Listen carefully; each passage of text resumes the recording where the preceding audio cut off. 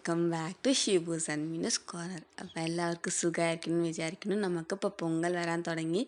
അതുകൊണ്ട് ഇപ്പോൾ നമ്മൾ പൊങ്കലിൻ്റെ പാനല്ലേ, കലം, അതൊന്ന് നമുക്ക് ക്ലീൻ ചെയ്യാം. നമ്മൾ 3 കലത്തിലാണ് പൊങ്കൽ വയ്ക്കുന്നത്. ആദ്യം 2 ബ്രാസിലും പിന്നെ ഒരെണ്ണം നമുക്ക് എവർ സിൽവറിലാണ്. അപ്പോൾ അത് നമുക്ക് ബ്രാസ് എങ്ങനെ ക്ലീൻ ചെയ്യുന്നത് നമുക്ക് നോക്കാം.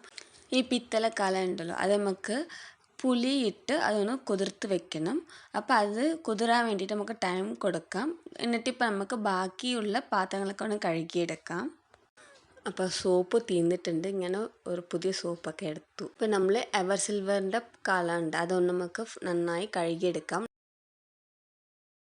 പിന്നെ നമുക്ക് 2 വലിയ പാത്രം വയ്ക്കാണ്.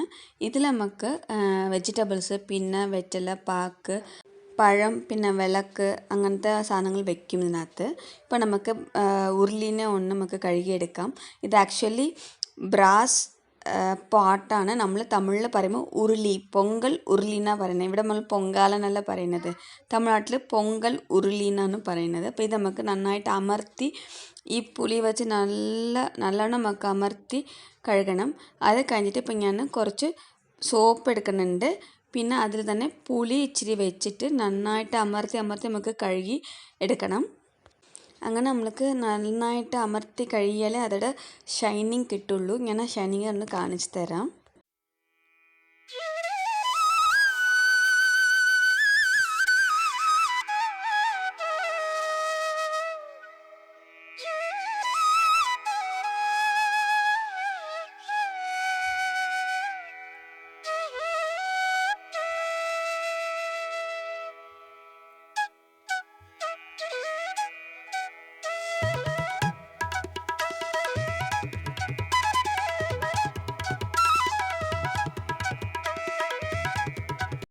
ഇപ്പോൾ കണ്ടാൽ നമുക്ക് മനസ്സിലാവും നല്ല ബ്രൈറ്റായിട്ടുണ്ട്. ഇതിൽ ഞാൻ വേറെ ഒരു പൗഡറും ചേർത്തിട്ടില്ല.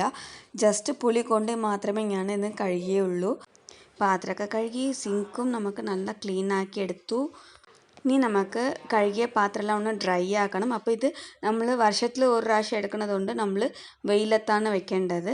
അപ്പോൾ വെയിലത്ത് വെക്കുമ്പോൾ നല്ല സ്റ്റെറിലൈസ് ആവും. അതുകൊണ്ടാണ് ഇപ്പോൾ നല്ല അടിച്ച് വാരിയിട്ട് നമുക്ക് നല്ല കട്ടിക്കുള്ള ക്ലോത്ത് ഒന്ന് നമുക്ക് വിരിച്ച് വെക്കാം വെയിലത്ത്. അതിൽ നമ്മൾ കഴുകിയ പാത്രം എല്ലാം നല്ല കമർത്തി വെക്കാം. എന്നോടൊപ്പം തന്നെ എൻ്റെ ലിറ്റിൽ ബേബി എനിക്ക് വേണ്ടി ഹെൽപ്പ് ചെയ്യുന്നു. ഭയങ്കര ഹെൽപ്പറാണ് അവൾ. മീനുക്കുട്ടി തന്നെ നല്ല ഹെൽപ്പ് ചെയ്യുന്ന ആളാണ്. പക്ഷെ അന്ന് അവൾ സ്കൂളിൽ പോയതുകൊണ്ട് ചെറിയ ആൾ ഹെൽപ്പ് ചെയ്തു. എനിക്ക് ഭയങ്കര സന്തോഷമാണ് ആ സമയം. നമ്മളിത് സൺലൈറ്റിൽ ഒരു 20 മിനിറ്റ്സ് 30 മിനിറ്റ്സ് വരെ നമ്മൾ വെച്ചു.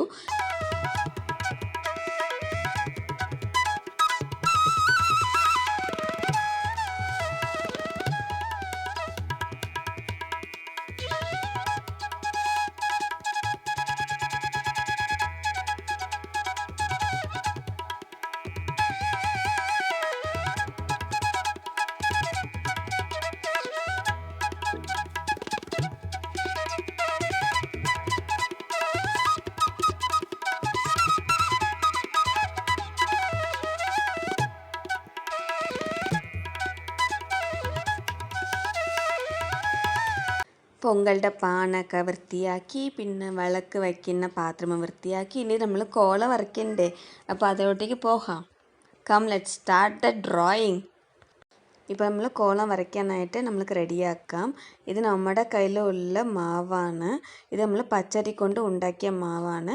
നമ്മൾ പച്ചരി എടുക്കുക, അത് കുതിർത്ത് വയ്ക്കുക, എന്നിട്ട് നമുക്ക് മിക്സിയിലോ അല്ലെങ്കിൽ ഗ്രൈൻഡറിലൊക്കെ ആട്ടി പിന്നെ അത് നമുക്ക് വെയിലത്ത് ഇങ്ങനെ ചെറിയ ചെറിയ ബോൾസാക്കി വയ്ക്കാം. ഇത് നമുക്ക് ഫ്രിഡ്ജിൽ സ്റ്റോർ ചെയ്ത് വയ്ക്കാം. ഇത് നമ്മൾക്ക് ആവശ്യപ്പെട്ട സമയത്ത് നമുക്ക് യൂസ് ചെയ്യാം. അപ്പോൾ അങ്ങനെയാണ് നമ്മളിത് യൂസ് ചെയ്യുന്നത്.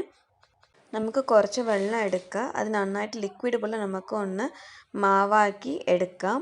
ഇത് നമുക്ക് കോലം വരയ്ക്കുന്ന രീതിയിൽ വേണം ഇങ്ങനത്തെ ലിക്വിഡായിട്ട് ഇരിക്കുന്നത്. അപ്പോൾ നമ്മൾ മാവ് എടുത്തു, പിന്നെ ഇയർ ബഡ്സ് എടുത്തു, പിന്നെ വേറൊരു കപ്പിൽ കുറച്ച് മാവ്, പിന്നെ മഞ്ഞൾത്തൂൾ ചേർത്ത് വെച്ചിട്ടുണ്ട്. ഇത് ഇച്ചിരി കളറിന് കൊടുക്കാൻ വേണ്ടിയിട്ടാണ്. ആദ്യം നമുക്ക് ഇയർ ബഡ്സ് മാവിലോട്ട് അങ്ങനെ തന്നെ നമുക്ക് കലത്തിൽ ഇങ്ങനെ വരച്ച് കൊടുക്കാം. പതുക്കെ വരച്ചാൽ മതി.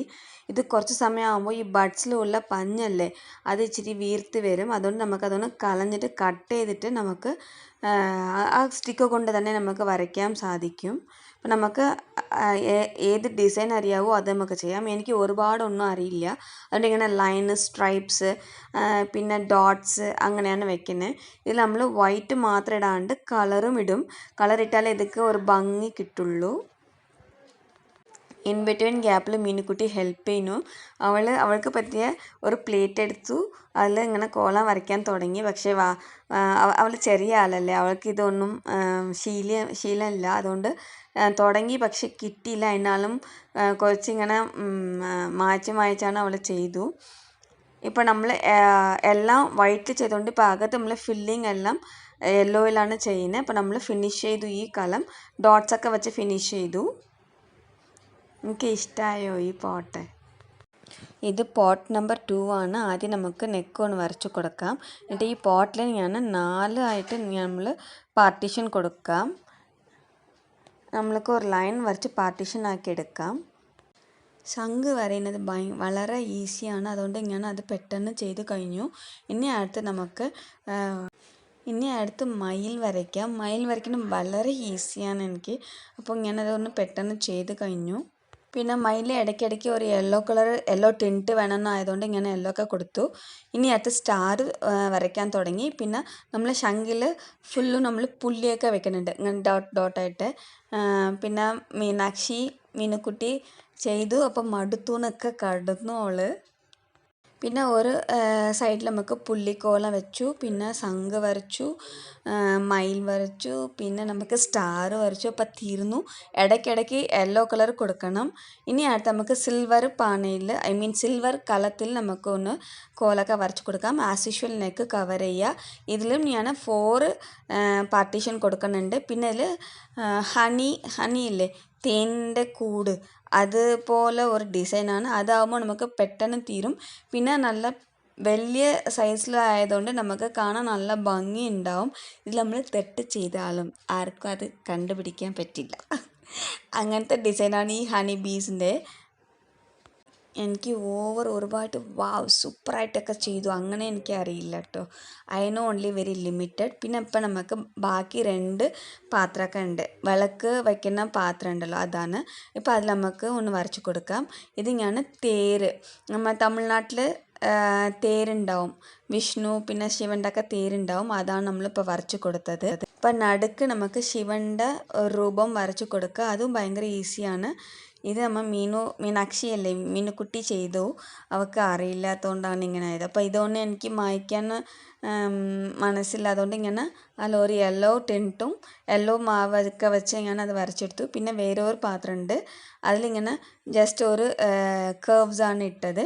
പിന്നെ ബാക്കിൽ ഒരു പുള്ളി വെച്ചിട്ട് ഒരു കോളം. ഇത് ഫുൾ ഡയമണ്ട് ഷേപ്പിലും പിന്നെ സ്റ്റാറൊക്കെ വരുന്നതാണ്. ഇതും വളരെ ഈസിയാണ്. ഇതിൽ നമുക്ക് യെല്ലോ കളർ കൊടുക്കാം.